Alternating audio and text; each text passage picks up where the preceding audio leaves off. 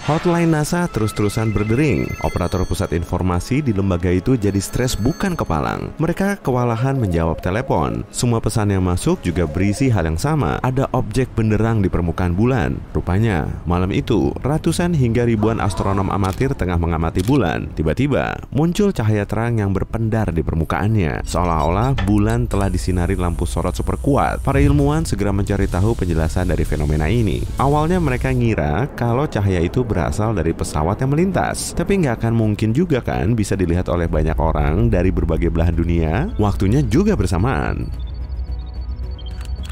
Palingan itu cuma satelit Starlink sih. Menurut teori, salah satu dari objek ini kemungkinan lagi iseng bikin para astronom amatir penasaran, sehingga mereka akan ngira kalau cahaya kecil ini sebagai kilatan cahaya bulan. Tapi sekali lagi, kalau memang fenomena ini disebabkan oleh satelit, cahayanya nggak akan diam, tapi bergerak-gerak. Saat sejumlah ilmuwan terus menguak misteri ini, sebagian lainnya mulai meneliti secara lebih mendalam. Mereka telah membuat teleskop baru di utara Seville, Spanyol. Kondisi alam di sana lumayan pas untuk mengamati bulan. Teleskop ini punya dua kamera kontrol jarak jauh yang dikendalikan dari kampus di Jerman. Saat menangkap fenomena tak biasa di permukaan bulan, kedua kamera akan langsung memperbesar citra yang terlihat. Tapi, teleskop ini perlu dipasangi kecerdasan buatan tingkat tinggi agar kameranya bisa membedakan fenomena misterius bulan dengan cahaya pesawat terbang, satelit, atau meteorit kecil yang baru saja memasuki atmosfer bumi.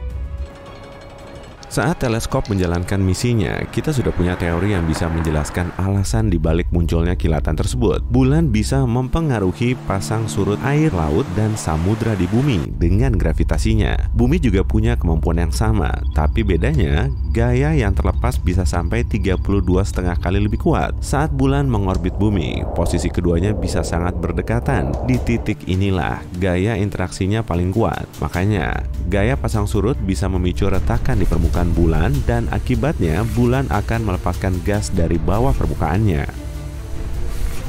Semburan gas kuat akan mengangkat debu bulan, dan cahaya yang terlihat terang dari teleskop astronom sebetulnya hanyalah kabut debu bulat yang bisa memantulkan cahaya matahari. Dari kejauhan, memang terlihat mirip kilat. Saat debunya naik, seolah-olah ada ledakan kecil, dan kilat ini berangsur-angsur pudar saat debu mulai diam. Hal ini memang selalu muncul di permukaan bulan kok, dan sering disebut sebagai fenomena bulan sementara. Selain fenomena ini, banyak juga loh hal unik dan misterius lain yang telah terjadi.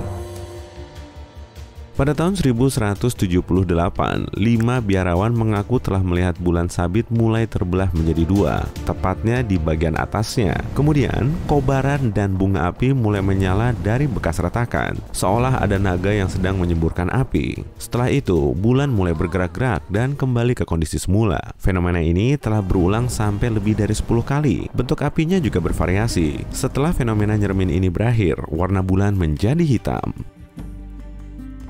Baru pada abad ke-20, para ilmuwan mulai mencari tahu jawabannya. Mereka berteori, saat itu ada asteroid besar yang menabrak bulan. Akibatnya, permukaan bulan jadi berlubang dan terbentuk kawah Giordano Bruno selebar 15 kali jembatan Brooklyn. Jutaan ton serpihan asteroid juga menabrak bumi, sehingga terlihat seperti hujan meteor yang sangat lebat. Pastinya, angkasa pada saat itu menjadi sangat benderang. Tapi sayangnya, peristiwa ini nggak secara resmi ada dalam catatan sejarah. Fenomena yang teramati oleh para biksu ini terkesan meragukan ya. Mungkin mereka memang melihat asteroid jatuh, hanya saja jatuhnya di bumi. Kemudian mereka menganggapnya sebagai cahaya menakutkan yang terlihat dari bulan. Atau bisa juga mereka cuma melihat bayangan sih. Yang jelas, nggak ada saksi yang bisa mengonfirmasi kejadian ini. Fenomena unik lainnya berupa pendaran cahaya biru dan merah pada bulan. Cahaya ini bisa dilihat saat bulan sabit dan seringnya terjadi di kawah Aristarchus. Ada kedipan cahaya yang berlangsung sangat cepat, mirip-mirip seperti kilat. Sebetulnya sih bukan kilat, tapi listrik. Peristiwa ini juga disebabkan oleh gaya pasang surut. Jadi, gaya pasang surut telah membuat tekanan mekaniknya terakumulasi di bebatuan bulan, sehingga menghasilkan medan listrik, lalu menciptakan kilatan biru yang memukau banyak astronom amatir. Di bulan juga ada ledakan bintang. Peristiwa ini bisa disebabkan oleh meteorit yang jatuh ke permukaannya. Karena bulan nggak punya atmosfer, asteroid yang jatuh nggak bisa terbakar. Padahal bobotnya sangat berat dan lesatannya sangat cepat. Nah, saat objek luar angkasa ini menabrak bulan, terjadilah ledakan. Dari bumi, kita melihatnya sebagai ledakan bintang. Malahan, pada tanggal 13 Mei 1972, terjadi tumbukan meteorit setara dengan ledakan 1000 ton TNT di dekat tempat Apollo 14 mendarat. Kalau manusia hidup jauh lebih awal, kita mungkin telah menyaksikan kilatan terang yang terus-terusan muncul di permukaan bulan. Semua kawahnya terbentuk oleh hantaman meteor serupa. Udah kayak kembang api yang menyala bertahun-tahun lalu kan? Sebagian meteorit juga bermanfaat karena mengandung air. Ya, di bulan memang ada air. NASA mengonfirmasi fakta ini setelah melakukan studi dengan teleskop SOFIA. Teleskop ini dipasang di pesawat terbang yang kemudian bisa mengamati bagian atas atmosfer bumi. Pada ketinggian segitu, udara kering bisa bikin detail kecil terlihat jelas. Kemungkinan air tersebut berada di kawah kutub bulan. Area ini memang nggak disinari cahaya, dan menurut perkiraan, air di sana diselimuti oleh es. Tapi SOFIA juga mendeteksi kalau sebagian air terpapar oleh cahaya matahari. Wujudnya memang cuma berupa molekul H2O di lapisan debu. Tapi penemuan ini nggak bisa dianggap remeh. Kalau semua airnya terkumpul, jumlahnya memang nggak seberapa. Kandungan air di gurun Sahara saja sekitar 100 kali lebih banyak.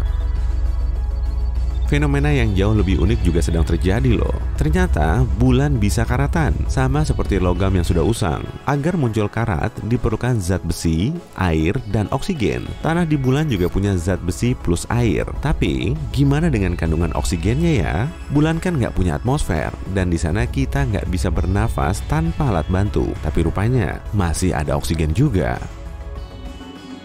Angin surya telah membawanya. Angin dari bintang induk kita ini bergerak dengan kecepatan super ngebut, lalu mengikis oksigen dari atmosfer atas bumi dan membawanya lebih jauh menembus ruang angkasa. Akhirnya, angin bermolekul oksigen ini mencapai bulan. Tada! Semua bahan terbentuknya korosi sudah tersedia, dan biji besi di permukaan bulan mulai berwarna kemerahan.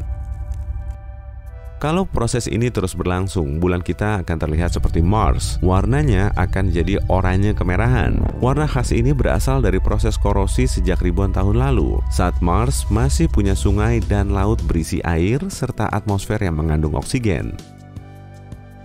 Objek aneh lainnya yang bisa dilihat di bulan berupa jejak aktivitas manusia. Antara tahun 1969 dan 1972 ada 12 benda yang berasal dari program Apollo. Secara keseluruhan, ada 6 lokasi pendaratan, dan disitulah para astronot meninggalkan banyak barang.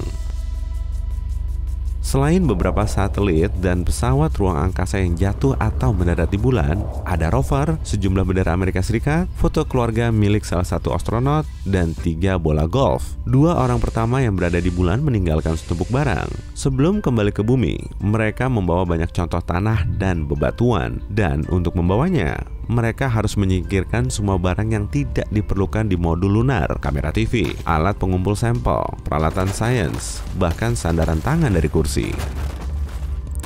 Para astronot berdiri di luar modul lunar selama 8 menit penuh untuk membuang segunung barang yang tidak diperlukan. Kalau kamu mengumpulkan dan menimbang semua barang ini, beratnya bisa mencapai 199 ton, setara dengan berat 3 lapis tank baja atau 3 pesawat penumpang besar. Aneh tapi nyata.